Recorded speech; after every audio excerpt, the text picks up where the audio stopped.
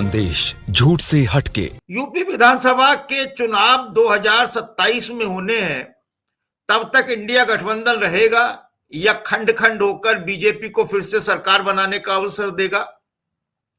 राहुल और अखिलेश की कितनी ताकत है यूपी में, और अलग होने पर क्या इन दोनों में से कोई भी बीजेपी को चुनौती देने के काबिल है?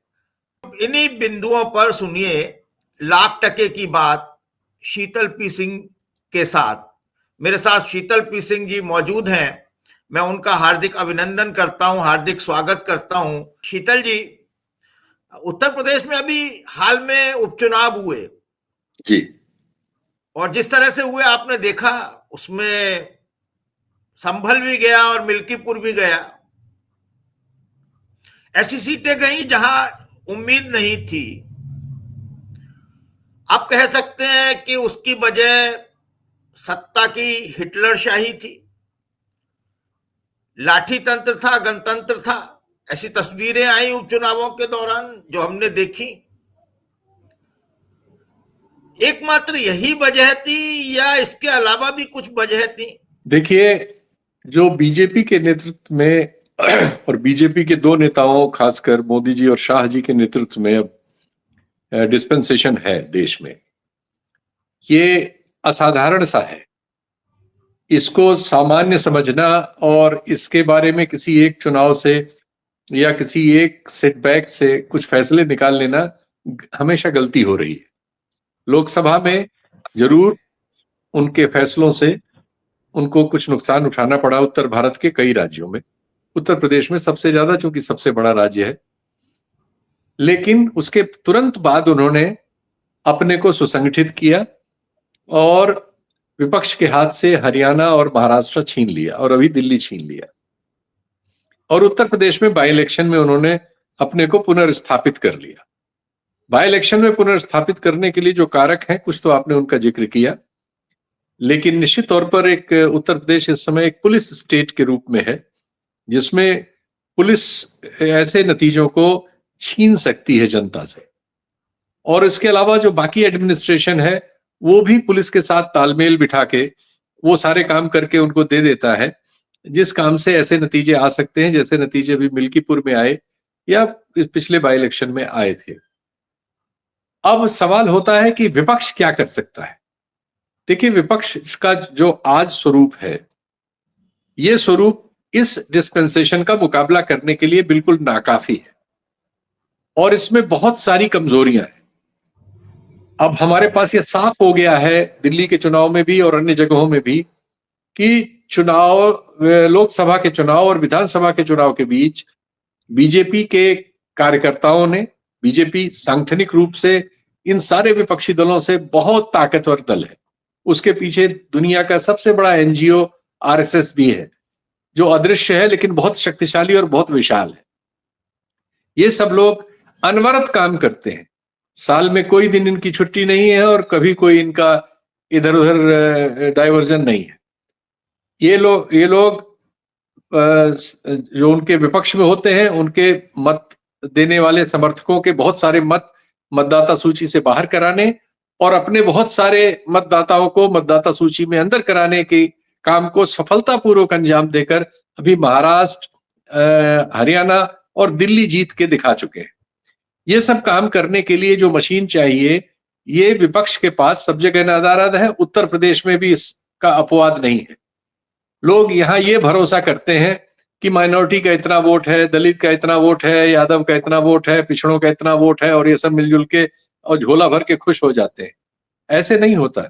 ये सही है कि वैचारिक रूप से इन तबकों में विपक्ष की स्वीकृति ज्यादा है, लेकिन इसकी सांगठनिक स्वीकृति बीजेपी के और जो आरएसएस है उसके सामने नगण्य है। और उनके पास प्रशासन भी है, उनके पास एजेंसियां भी हैं, उनके पास मीडिया भी है, उनके पास इंस्टीट्यूशंस भी हैं, और ये सब मिलजुल के आज एक चुनावी मशीन में बदल गए।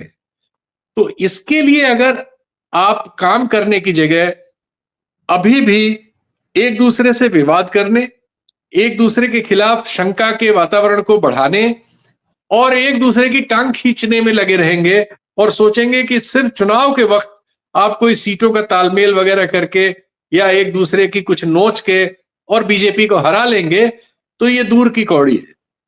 ये जितनी जल्दी जो समझ जाए वो उनके लिए काफी होगा, क्योंकि अब पूरे उत्तर मध्य भारत में उन राज्यों को छोड़कर जहां अकलियत बहुत प्रभावशाली है, जैसे पंजाब जहां 60% से ज्यादा सिख आबादी है, और जैसे बंगाल जहां 30% से ज्यादा मुस्लिम आबादी है, उसकी वजह से उन राज्यों के नतीजों में दूसरा नतीजा आता है।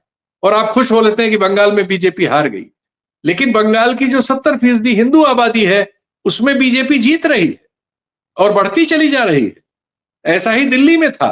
दिल्ली के 3 चुनाव में बीजेपी हारी जरूर, लेकिन हर चुनाव में उसके मतदाता बढ़ रहे थे, घट नहीं रहे थे, और उसके पास एक बेस स्ट्रक्चर हिंदू सोसाइटी के बहुमत का तैयार होता चला जा रहा था। और इस बार वो उससे आगे बढ़ गए और वो जो बाकी तकनीकी चीजें करते हैं उन सब का समावेश करके उन्होंने नतीजा बदल लिया।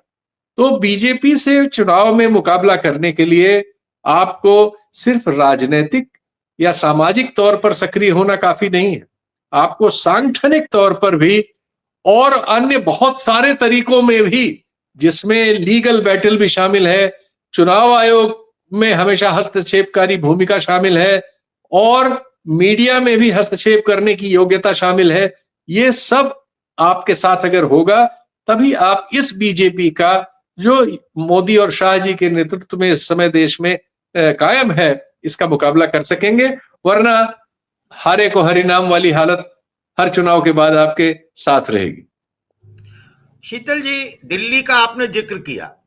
दिल्ली में आपने देखा कि बहुत भुजे हुए मन से राहुल गांधी चुनावी मैदान में आए। वो आना नहीं चाहते थे, एक बार बीमारी का बहाना भी उन्होंने बनाया, मैं बहाना ही कहूंगा उसे जी। और ये बात अब साफ सी है कि वो एक रैली करने के बाद विलुप्त हो गए थे, क्योंकि वो नहीं चाहते थे बीजेपी किसी भी कीमत पे जीते। वो आम आदमी पार्टी को कमजोर करना चाहते थे, थोड़ा सा सबक सिखाना चाहते थे। इसके बावजूद कि आम आदमी पार्टी ने 100 गलतियां की। आम आदमी पार्टी की वजह से वो हरियाणा से लेकर और बहुत जगह दिक्कतों में रहे, हारे चुनाव, गुजरात में, गोवा में। उसके बाद भी वो मतलब मोदी को देश के लिए ज्यादा खतरनाक राहुल मानते हैं, ऐसा राहुल की सोच है। और आप देख भी रहे हैं कि जिस तरह से उन्होंने लोकतांत्रिक संस्थाओं को का भुर्ता बना दिया है, वो हम सबके सामने है। लेकिन दिल्ली के बैटल में राहुल गांधी को एक पोस्टर लगाया जिसमें उन्होंने भ्रष्टाचारी लिखा। उसके बाद राहुल गांधी का अपनी पार्टी जनों का इतना दबाव बना कि वो टाल नहीं सके। वरना ऐसा कभी होता नहीं है, चुनाव दिल्ली में चल रहा हो और प्रियंका गांधी वायनाड में घूम रही हो। ये तो मतलब बहुत हास्यास्पद बात है। सारे बड़े नेता दिल्ली में बैठे हुए हैं और चुनाव मैदान में रैली करने, सभा करने या कुछ प्रेस कॉन्फ्रेंस करने नहीं आ रहे हो, पार्टी अध्यक्ष ना निकल रहे हो। तो इसका मतलब पार्टी नहीं चाहती थी कि वो केजरीवाल को हारने दे। उसके बाद भी हारी। लेकिन वहां एक चीज और देखने को मिली, जिस तरह से इंडिया गठबंधन वहां केजरीवाल के पक्ष में गया और अखिलेश यादव ने वहां पर रोड शो भी किया, रैली भी की। तो लेकिन अखिलेश का वहां तो सर जो हालत हुई उसमें इंडिया गठबंधन की खटपट, और ममता बनर्जी शुरू से ही कर रही हैं। बीच में लालू यादव ने भी कहा कि गठबंधन नहीं होना चाहिए।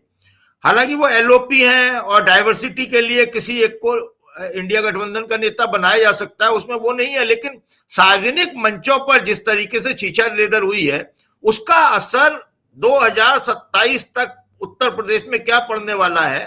क्या 2027 तक इंडिया गठबंधन उत्तर प्रदेश में कायम रहेगा? नहीं, बिल्कुल कायम रहेगा। देखिए, जो दिल्ली में हुआ, मैं हरियाणा के चुनाव को जानता हूं। हरियाणा के चुनाव के समय कांग्रेस के स्थानीय लीडरशिप जो थी, हुड्डा साहब के नेतृत्व में, वो नहीं चाहती थी अलायंस। वो एक भी सीट किसी को देना नहीं चाहते थे, जबकि राहुल गांधी 4-5 सीटें देके समझौता करने के पक्ष में थे। लेकिन उन लोगों ने अपनी तिकड़म से बातचीत को इस स्टेज तक पहुंचाया कि नामांकन की आखिरी समय आ गया और बातचीत किसी सिरे पे नहीं पहुंची। और अल्टीमेटली आम आदमी पार्टी को खिसिया के अपने उम्मीदवार उतारने पड़े और चुनाव लड़ना पड़ा और चुनाव हारना पड़ा। तो वो वहां तो कांग्रेस के लोगों ने जो लोकल सत्रप्स है उनकी चालाकी थी, मैं उस पूरी चीज से वाकिफ हूं। दिल्ली में उल्टा मामला था, केजरीवाल ने उसी के प्रतिक्रिया में जेल से निकलने के बाद घोषणा कर दी थी कि वो अकेले चुनाव लड़ेंगे। अब यहाँ का जो स्थानीय कांग्रेसी नेतृत्व है दिल्ली के लोकल, वो सब चूंकि केजरीवाल से ही परास्त हुए थे चुनाव में, जब शीला दीक्षित अपना चुनाव हारी थी और उसके बाद से लगातार परास्त होते रहे, तो उनमें थोड़ी कड़वाहट है आपस में बहुत ज्यादा। और संदीप दीक्षित जो शीला दीक्षित के पुत्र हैं, उनकी तो निजी कड़वाहट समझ में आती है, क्योंकि उनकी मदर के बारे में बहुत समय तक केजरीवाल साहब वगैरह ने बहुत कुछ कहा सुना है। तो लेकिन जो कांग्रेस का नेतृत्व है राहुल गांधी के लीडरशिप में, वो एक तरह से केजरीवाल के जीतने की इच्छा रखता था। वो ये नहीं चाहता था कि उसकी वजह से केजरीवाल हार जाए और फिर उस पर दाग लगे। हालांकि वो दाग लग रहा है, लेकिन प्रैक्टिस में आप बिल्कुल ठीक कह रहे हैं कि उन लोगों ने पूरा मौका दिया कि इस चुनाव में अल्पसंख्यकों का और दलितों के मतों में इतना विभाजन न हो कि उसकी वजह से कांग्रेस की वजह से आम आदमी पार्टी हार जाए। तो ये सही है आपकी बात, लेकिन नीचे की जो लीडरशिप थी वो जरूर कड़वाहट उसमें थी और वो उस कड़वाहट का प्रकटीकरण हो रहा था। लेकिन बात चूंकि बिगड़ रही थी केजरीवाल साहब की, तो वो बात बिगड़ ही गई। ये सही है कि हाँ, अगर अलायंस होता तो शायद बात बच भी जाती, शायद है, लेकिन उसमें बड़ा सा, लेकिन चूंकि टेम्पो बीजेपी के पक्ष में था, इसलिए ये भी हो सकता है कि दोनों अलायंस में भी होते तब भी न जीत पाते, क्योंकि बहुत बड़ा गैप नहीं है। 46%, 47% क्रॉस कर गई है बीजेपी अलायंस, अपने अलायंस के साथ। तो अगर आमने सामने की लड़ाई होती और ये कांग्रेस और इसका अलायंस होता, तो कोई जरूरी नहीं कि बीजेपी 47 पे रुक जाती, हो सकता है वो 50 पार कर जाती। तो वो संभावना फिर बन जाती है। और जिन लोगों ने कांग्रेस को वोट दिया, सबके सब आम आदमी को भी वोट कर देते, ऐसी कोई बात नहीं मानी जा सकती। ऐसा इतना सरल नहीं होता अंकगणित की तरह चुनाव जो है। उत्तर प्रदेश की जहां तक बात है, अखिलेश, ममता बनर्जी और महाराष्ट्र की अन्य पार्टियां और सारी ही इंडिया गठबंधन की पार्टियां, दक्षिण की एक दो पार्टियों को छोड़कर, केरल में भी आप देखते हैं कि वामपंथी और कांग्रेस आमने सामने चुनाव में है। पंजाब में आम आदमी पार्टी और कांग्रेस आमने सामने है।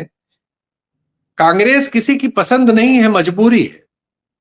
जो इंडिया गठबंधन है, इसमें कांग्रेस किसी को पसंद नहीं है, ममता बनर्जी को भी पसंद नहीं है, क्योंकि वहां अगर कांग्रेस बढ़ेगी तो ममता बनर्जी कमजोर हो जाएंगी। तो ये समस्या है। तो अखिलेश भी अंदर से ये नहीं चाहते कि कांग्रेस बढ़े, लेकिन ये चुनाव की जरूरत है कि वो कांग्रेस के साथ अलायंस में रहे, क्योंकि उनको डर है कि ऐसा न करने से अल्पसंख्यक और दलित मतदाता उनको छोड़ सकते हैं। और कांग्रेस को इस समय, चूंकि उन्होंने इशू बेस्ड पॉलिटिक्स को अपना मुद्दा बना लिया है, तो जो हिंदुत्व की राजनीति है जिसको बीजेपी कर रही है और जिसके बल पे वो पूरे हिंदी भाषा भाषी इलाके में इस समय उसका एक छत्र राज्य है, एक आध अपवाद छोड़ के झारखंड को ले लीजिए या हिमाचल प्रदेश को ले लीजिए, वरना बंगाल को और पंजाब को मैं अकलियत के डोमिनेंस वाला प्रदेश मानता हूं। तो बाकी सारे उत्तर भारत में, मध्य भारत में तो बीजेपी का डोमिनेंस है।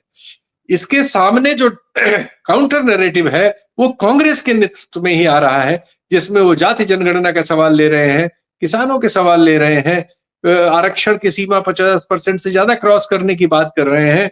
अकलियतों के सवालों पर उनका स्वर सब साफ और सबसे क्लियर रहता है।